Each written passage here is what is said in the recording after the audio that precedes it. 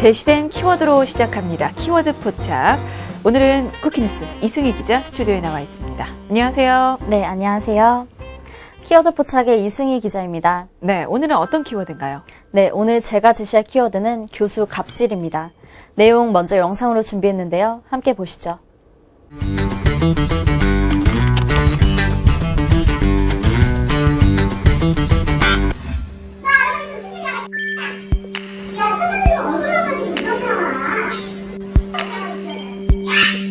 누구나 알고 있었지만 수면 위로 는 모습을 쉽게 드러내지 않던 대학 내 인권 침해가 최근 그 실체를 드러내고 있습니다. 얼마 전 강의 시간에 성차별과 인종차별 발언을 해 논란을 일으킨 교수가 해임되기도 했었죠. 관련 내용 기획재개팀에서 준비했습니다. 네, 우리는 더 많은 지식과 소양을 쌓기 위해서 대학에 진학을 하죠. 그런데 지식인들이 넘쳐나는 그곳에서 온갖 막말과 갑질이 난무한다고 하니 무엇이 문제일까요? 오늘 관련해서 알아보도록 하겠습니다. 먼저 사례부터 좀 볼게요. 대학 내에서 벌어지는 인권 침해, 어떤 사례가 있었죠? 네, 얼마 전 서울 소재 한 대학에서 서슴없이 인종차별적인 발언을 한 사례가 제보됐습니다. 이 대학의 학생들이 운영하는 SNS 계정에 따르면 지난 3월 해당 대학의 한 교수는 수업 중 혼혈인을 튀기라고 표현했는데요. 튀기는 혼혈인을 낮게 부르는 비속어입니다. 당연히 사용해서는 안 되는 단어인데요. 네. 그 교수는 튀기라는 말도 모자라서 흑인의 자녀는 노예같이 생겼었다고 말하기도 했습니다. 외모 차별 발언을 서슴지 않았다는 제보가 잇따랐습니다. 그렇군요. 아니 근데 수업 중에 이런 비속어와 외모 차별적인 발언이 꼭 필요했을까라는 생각이 드는데, 근데 문제는 이런 문제적인 발언을 하는 교수가 한두 명이 아니잖아요. 네, 최근에는 한 교수가 전공 수업 시간에 중국 여자들이 기가 세지면서 여자들이 남자를 우습게 알게 됐다고 발언해 문제가 되었고요. 일본군 위안부 피해자 할머니들이 돈을 몇 억씩 받을 수 있었다고 말하는 등 다양한 혐오 발언을 일삼은 사실이 드러나기도 했습니다.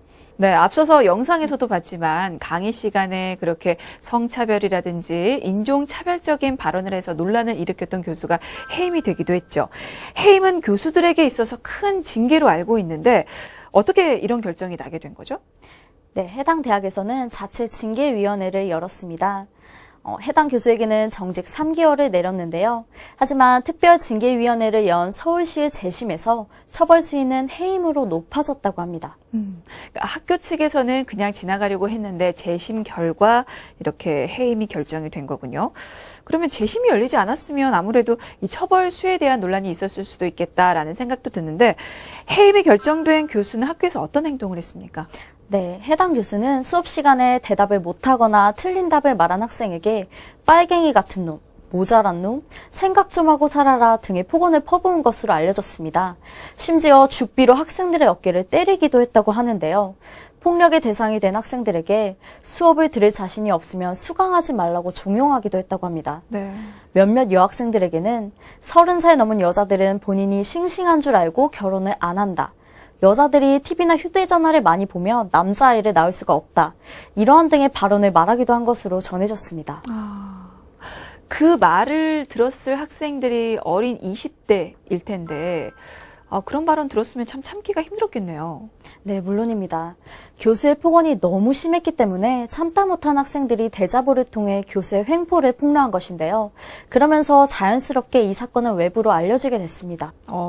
학생들의 용기 있는 행동이 큰 역할을 했군요. 네, 더 나아가서 더는 학생들이 참지 않겠다고 나선 것도 있었습니다. 최근 교수의 갑질과 폭언, 성희롱에 고통받던 서울대 학생들이 연대기구를 만들어 해당 교수의 파면을 요구하고 나섰습니다. 서울대 총학생회, 단과대 학생회, 여성주의 학회 등으로 구성된 학생연대는 교내 행정관 앞에서 기자회견을 열고 교수를 즉각 파면하라고 촉구하고 있습니다. 네. 근데 이렇게 서울대생들이 개별 교수의 행동을 문제 삼아서 집단 행동에 나선 건 이례적 아닙니까? 네, 무척이나 이례적인 일이라고 합니다. 학생들의 주장에 따르면 교수는 폭언과 부적절한 신체 접촉, 사적 업무 지시와 연구비 횡령 등의 이유로 지난 3월 교내 인권센터에 제소됐습니다. 인권센터는 약 3개월 동안의 조사 끝에 교수에게 정직 3개월 처분을 내릴 것을 권고했습니다.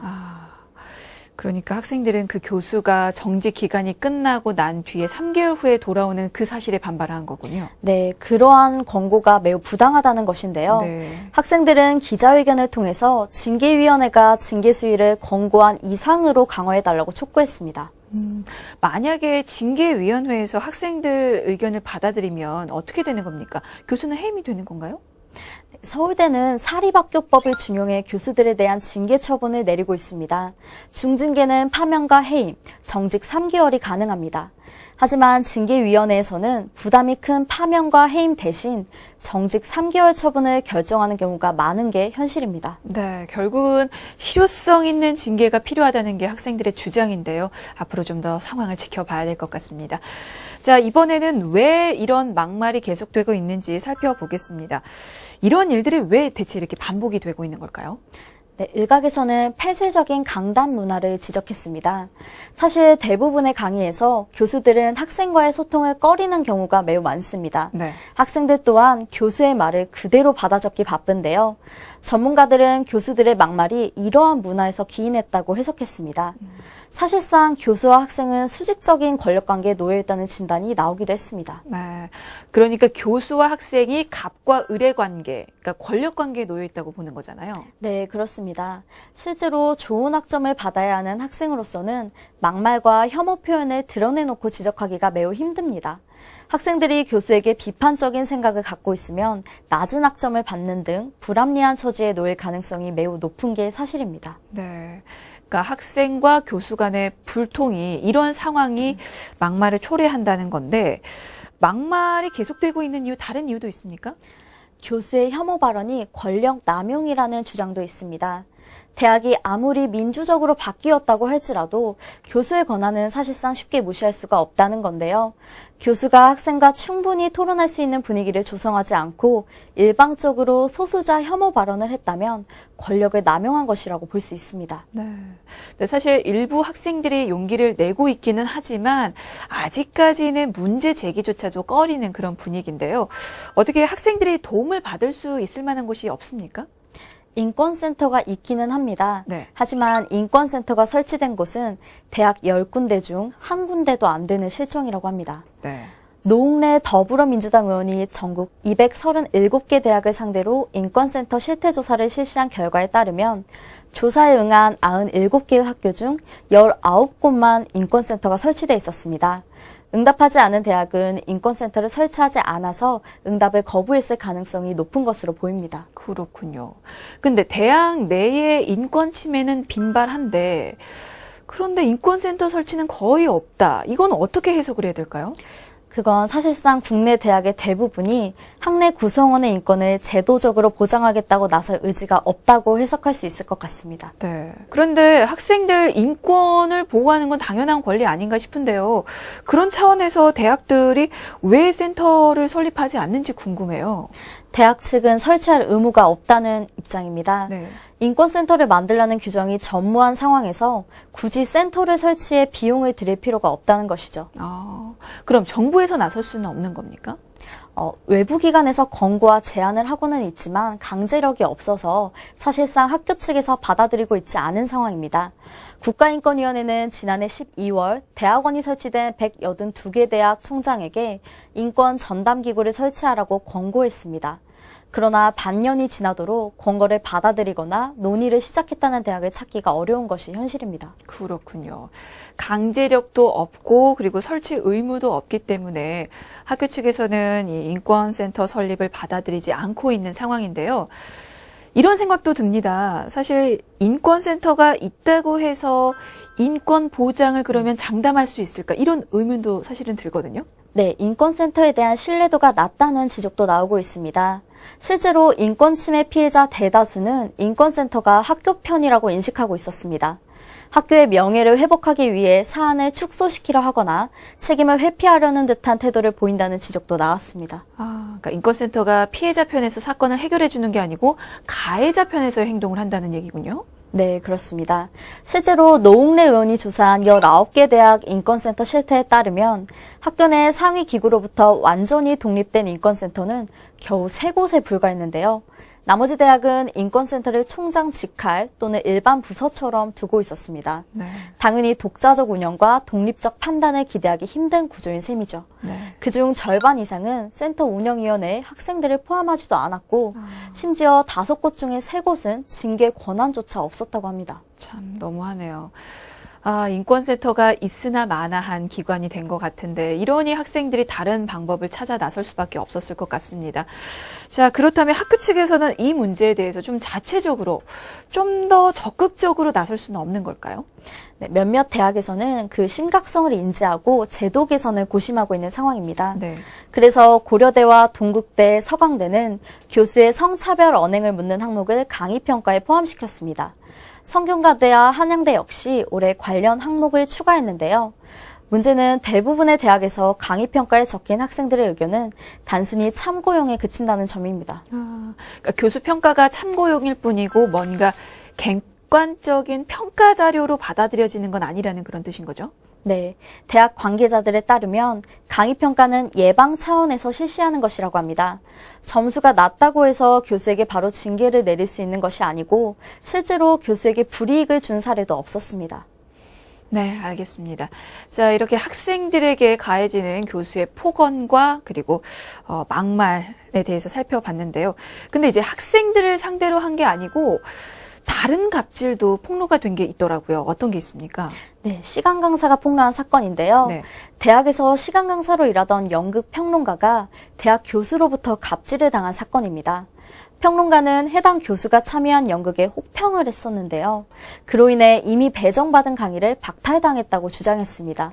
이후 연출가, 극작가, 연극 평론가 등 연극계 인사 약 20명은 SNS를 통해 성명을 냈습니다.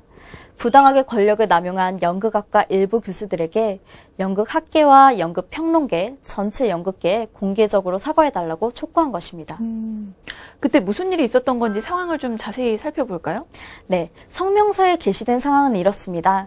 D대학 시간 강사로 일하던 연극평론가 김모 씨는 지난 5월 열렸던 서울 연극제 합평회에서 몇몇 작품에 대한 비평을 개진했는데요. 그중에는 C대학 연극학과 최모 교수의 작품도 포함됐다고 합니다. 김 씨 혹평에 불만을 가졌던 최 교수는 동료 교수에게 김 씨에 대한 불만을 강력하게 제기했고 동료 교수 중 한 명이 D대학에 이 같은 내용을 전달한 것인데요. 네. 그렇게 되면서 최종적으로는 김 씨가 D대학에서 다음 학기 강의를 배정받지 못하게 된 것입니다. 그러니까 요약을 하자면 시간 강사인 평론가가 교수의 작품을 혹평했다는 이유로 동료 교수들을 움직여서 그 강사의 강의를 박탈했다는 거죠? 네, 성명서에 따르면 그렇습니다. 김 씨는 수년간 출강하던 D대학으로부터 갑자기 강의 취소를 통보받자 학과 주임 교수에게 취소 사유를 물었는데요. 주임 교수는 어떻게 교수가 만든 작품을 그렇게 비평할 수 있느냐고 말했다고 합니다. 네. 근데 이 성명서에는 당사자인 시간 강사뿐만 아니라 다른 연극계 인사들도 참여를 했습니다. 그들이 이렇게 함께한 이유가 다른 게 뭔가 있습니까? 작품을 둘러싼 논쟁을 공적으로 발전시키지 않고 사적인 방법으로 대응했기 때문입니다. 작품 창작과 비평의 순환 과정은 예술 생태계를 구성하는 중요한 요소 중 하나입니다. 그런데 교수의 작품에 비평했다는 이유만으로 강의가 박탈될 수 있는 상황이 연극인들에게 심각한 문제의식을 갖게 한 것으로 여겨집니다. 네. 그럼 교수는 또 어떤 반응이었는지 궁금한데 어떻게 자신의 갑질을 인정을 했습니까? 아니요, 해당 교수는 자신이 갑질을 한 것이 아니라고 부정했습니다. 강의 배정 회의에서 5년 연속 강의를 맡은 김 씨가 한 학기를 쉬었으면 좋겠다는 결정이 났다는 것인데요. 결국 평론가는 상관이 없다는 입장이었습니다. 네. 또 이미 배정된 강의를 박탈했다는 것은 사실이 아니라고 반박했습니다.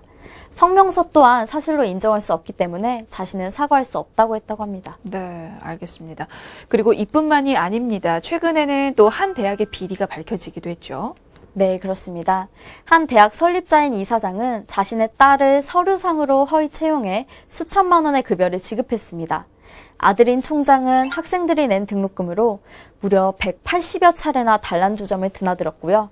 학생들이 비싼 등록금에 괴로워할 때 대학과 법인을 사유화한 이사장과 총장은 온갖 비리를 저지른 셈입니다. 네. 그러니까 학생들의 등록금이 총장의 유흥비로 쓰였다는 건데 이게 얼마를 어떻게 쓴 거죠?